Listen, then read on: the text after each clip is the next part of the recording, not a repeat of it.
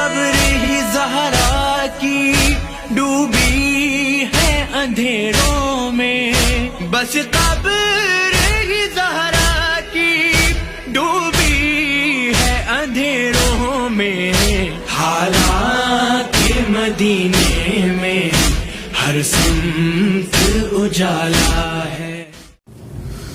اعوذ باللہ من الشیطان الرجیم، بسم اللہ الرحمن الرحیم۔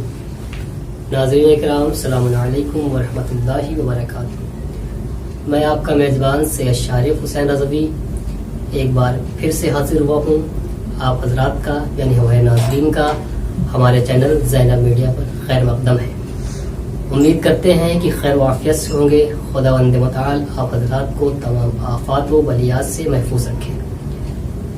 ناظرین اکرام، آج کا ہمارا موضوع ہے، ہم لے کر آئے ہیں جنت البقیع کے حوالے سے۔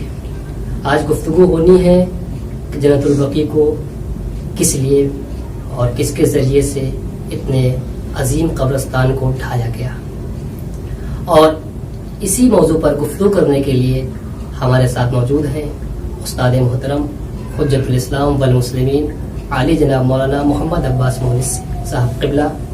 آئیے بغیر کسی تاخیر کے آپ حضرات کو قبلہ کے حضور لے کر چلتے ہیں۔ السلام علیکم ورحمۃ اللہ وبرکاتہ۔ السلام ورحمۃ اللہ وبرکاتہ۔ استاد محترم، شکریہ آپ کا کہ آپ تشریف لائے، نہایت ہی شکر گزار ہیں کہ آپ نے اپنا قیمتی وقت دیا۔ قبلہ، جیسا کہ مستحضر ہے، آج کا ہمارا پروگرام بقیع کے حوالے سے ہے، مسلمانوں کا سب سے بڑا قبرستان جنت البقیع۔ آج کا اس پروگرام کا ہمارا سب سے پہلا سوال حضور آپ سے یہ ہے کہ اس عظیم قبرستان کو، اس کی عظمت، پہلے تو اس کی عظمت کیا ہے، اور جب اس کو ڈھا دیا گیا وہابیوں کے ذریعے سے تو امت مسلمہ اتنے بڑے حادثے پہ، اتنے بڑے سانحے پہ خاموش کیوں ہے؟ اس کی چپی یہ کس بات کی علامت ہے؟ آیا وہ خاموش ہے یا بول رہی ہے؟ لیکن ظاہرا ایسا لگتا ہے کہ امت مسلمہ خاموش بیٹھی ہوئی ہے اور صرف بول رہے ہیں تو ایک فرقہ بول رہا ہے جو شیعت کا ہے، فرقہ ہے، تو لہٰذا اس کی خاموشی کا سبب کیا ہے؟ اعوذ باللہ من الشیطان الرجیم، بسم اللہ الرحمن الرحیم وبہ نستعین۔ ناظرین محترم، سلام علیکم۔ شارف صاحب قبلہ نے قیمتی سوال کیا۔ ناظرین محترم، آج کا دن 8 شوال المکرم غم کا دن ہے، انہدام بقیع ہے۔ قبروں پر جو سایہ تھا اسے ہٹا دیا گیا، مسمار کر دیا گیا، اس قبرستان کی توہین کی گئی جو ایک عظیم قبرستان تھا، معمولی قبرستان نہیں تھا وہ۔ آپ تاریخ اٹھا کر دیکھیں تو یہ اسلام کی تاریخ میں پہلا قبرستان ہے جو دستور پیغمبر سے، حکم پیغمبر سے بنایا گیا۔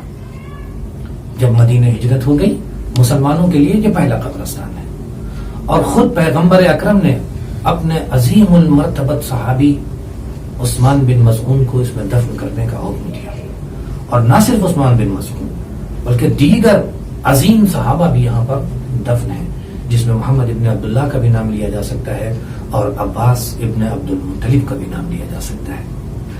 یہ صرف صحابہ نہیں ہے، عظمت قبرستان جیسا کہ آپ نے سوال کیا، یہ صحابہ نہیں ہے صرف، بلکہ ازواج رسول، جناب حضرت خدیجہ اور حضرت میمونہ کے علاوہ تمام رسول کی بیویاں اس قبرستان میں دفن ہیں۔ آپ دیکھ رہے ہیں اس کی عظمت۔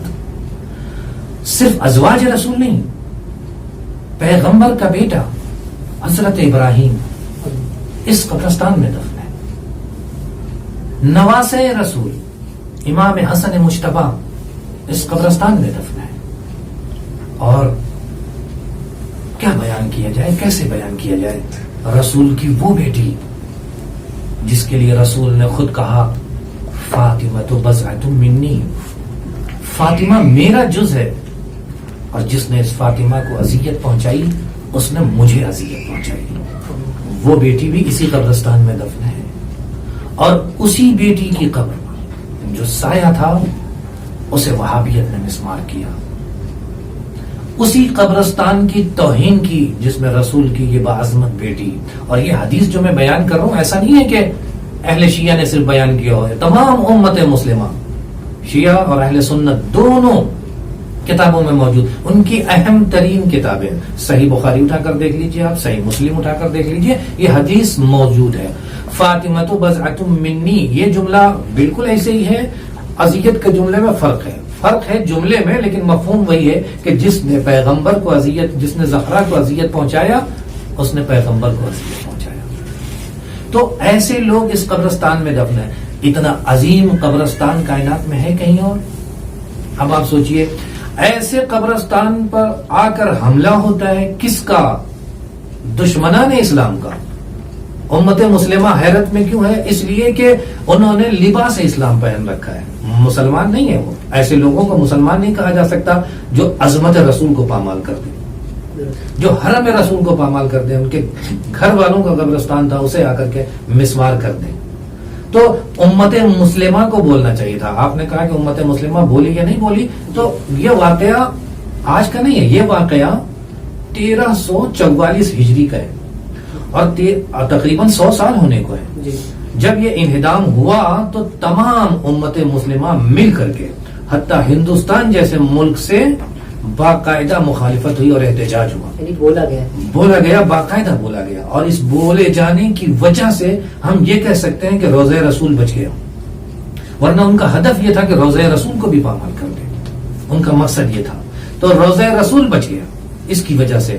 لیکن آج 100 سال کے بعد ہم معاشرے پہ نظر ڈالتے ہیں تو امت مسلمہ اکثریت مسلمان کی خاموش ہے. کیوں؟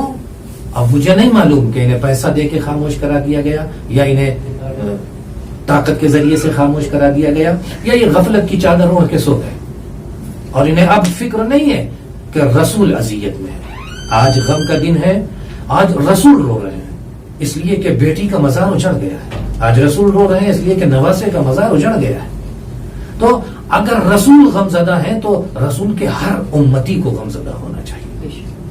آج اگر رسول کا امتی کچھ نہیں کر سکتا تو اپنے گھر سے احتجاج تو کر سکتا ہے.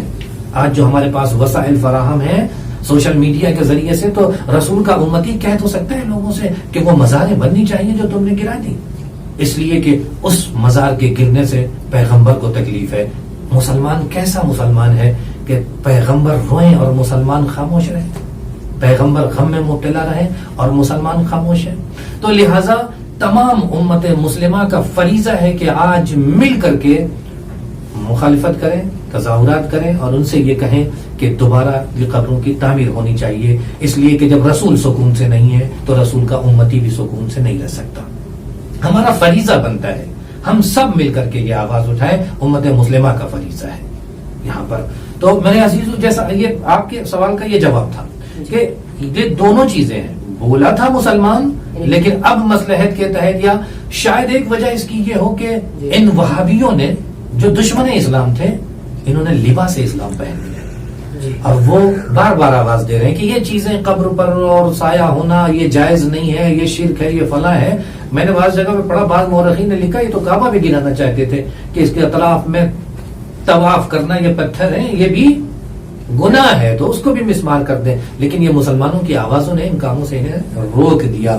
تو یہ یوں کہوں خلاصے میں کہ انہوں نے لباس اسلام پہنا ہے لیکن مزاج فرعونیت رکھتے ہیں, اور انہوں نے آ کر کے اسلام کو توہین کی ہے, اس قبرستان کی توہین کی ہے. اور لہذا ہمیں ان کے خلاف آواز اٹھانی چاہیے تاکہ یہ دوبارہ اس کی تعمیر کریں. یعنی انہوں نے اسلام کا لباس اوڑھ رکھا ہے, تو یہ کسی طریقے سے اسلام کے ہمدرد نہیں کہنے قابل ہے, یعنی صرف لباس اوڑھ رکھا ہے انہوں نے.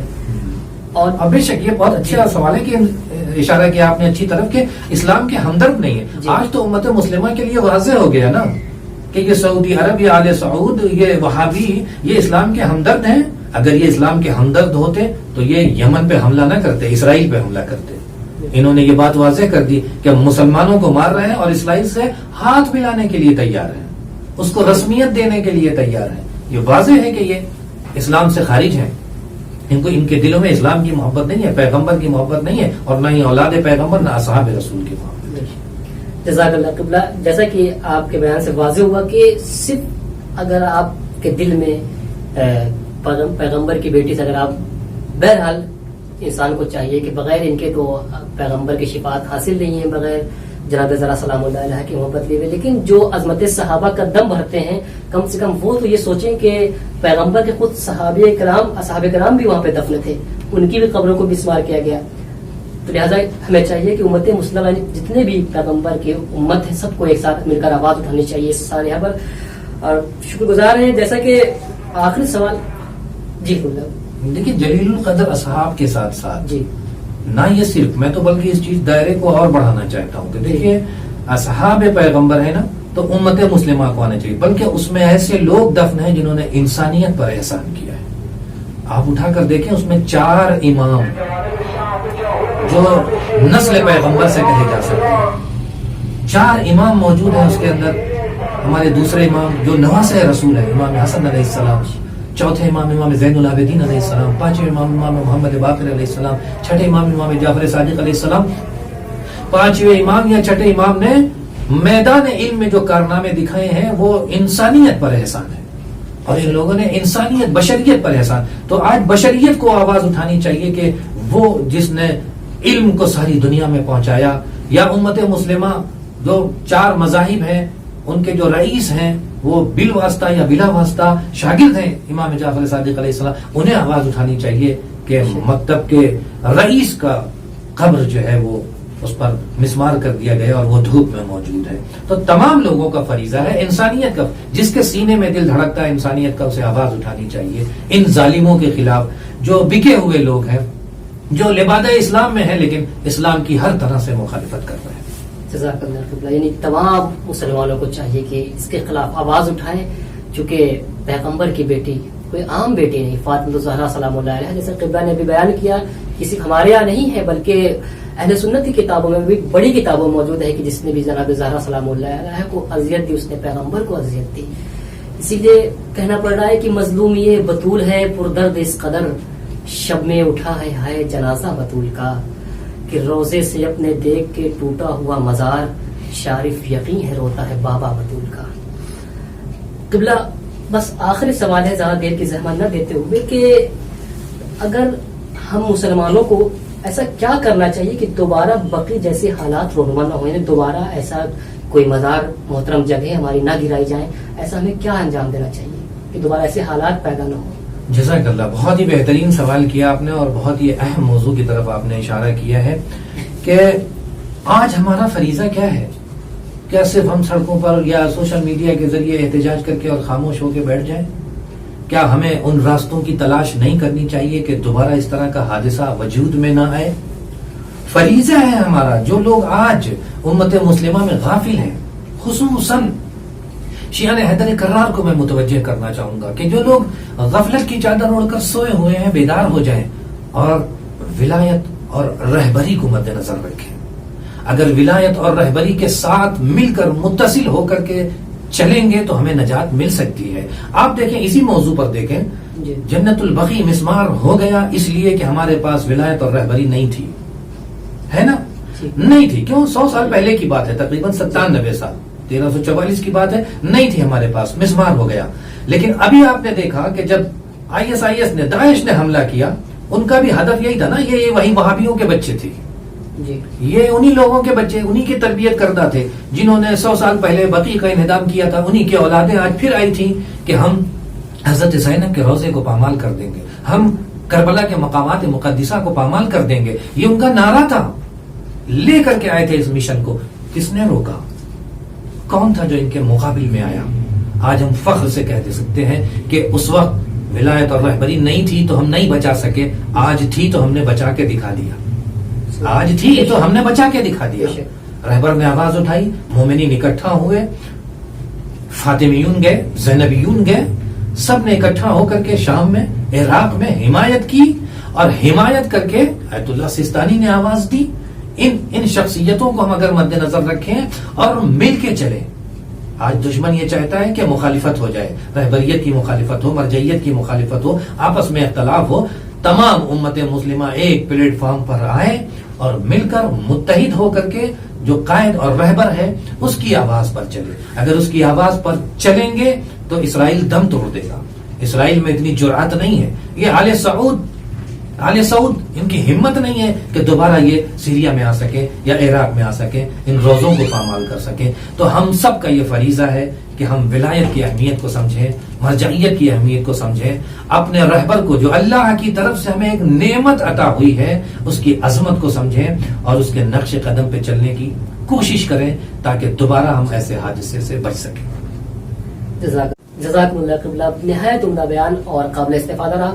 میں نے خود حقیر نے اس سے استفادہ کیا اور ایک اچھا پیغام استاد محترم کی طرف سے ناظرین اکرام کی خدمت میں کہ یہ صرف شیعت کا فریضہ نہیں ہے، ہمارا فریضہ نہیں بلکہ تمام مسلمانوں کا فریضہ ہے، امت مسلمہ کا فریضہ ہے کہ اس کے خلاف اپنی آواز بلند کریں، احتجاج کریں کہ تاکہ بے شک. میں یہاں پر آپ کی بات پر ایک بات کہنا چاہوں گا، بہت بہترین اشارہ کیا آپ نے کہ امت مسلمہ کا جو فریضہ ہے نا، اگر امت مسلمہ نے آواز نہ اٹھائی تعمیر بقیع کے لیے اور محشر میں پیغمبر سے پوچھ لیا، پیغمبر نے سوال کر لیا کہ یہ بتاؤ میری بیٹی کی قبر دھوپ میں تھی اور تم خاموش بیٹھے، یہ بتاؤ میرے نواسے کی قبر دھوپ میں تھی اور تم خاموش بیٹھے اور تم نے آواز نہیں اٹھائی، تم اپنے گھر میں تمہارے سروں پر چھتیں تھیں اور بڑے سکون سے بیٹھے رہے، اور میری اولاد دھوپ میں رہی اس کی قبر اور تم نے آواز، تو ہم کیا جواب دیں گے؟ امت مسلمہ رسول ہر ایک سے سوال کر سکتے ہیں، ہر مسلمان سے سوال کر سکتے ہیں کہ یہ بتاؤ تم کیوں خاموش تھے؟ میرے اصحاب، میرا بیٹا، میرا نواسا، میری عظیم المرتبت بیٹی دھوپ میں تھی اس کی قبریں اور تم نے آواز تک نہ اٹھائی. یہ بہت اہم ہے، لہٰذا تمام امت مسلمہ کا یہ فریضہ ہے. جی جزاک اللہ. لہذا ہمیں چاہیے کہ جتنا ہو سکے، جس طریقے سے ہو سکے، جس طریقے سے، ایسا نہیں ہے کہ آپ سڑکوں پہ ہی آئیے، آپ جا کے آپ اپنی جان گنوا دیجیے، نہیں، جس طریقے سے ہو کہ آپ کے آسانی کے لیے، لیکن اپنے گھروں سے بیٹھے بیٹھے اتنا اچھا پلیٹ فارم ہے میرا سوشل میڈیا، اس کے ذریعے سے آپ آواز اٹھائیے، جیسا ممکن ہو سکے آپ اس کے خلاف اپنی آواز بلند کریں اور تاکہ جلد از جلد جنت البقیع کی تعمیر ہو سکے. ناظرین کی خدمت میں آخر میں یہ کہتے ہوئے چلیں کہ امید کرتے ہیں کہ آج کا ہمارے پروگرام پسند آیا ہوگا. انشاءاللہ پھر سے ملیں گے اگلے ایپیسوڈ میں، تب تک کے لیے اپنا خیال رکھیں. فی امان اللہ. خدا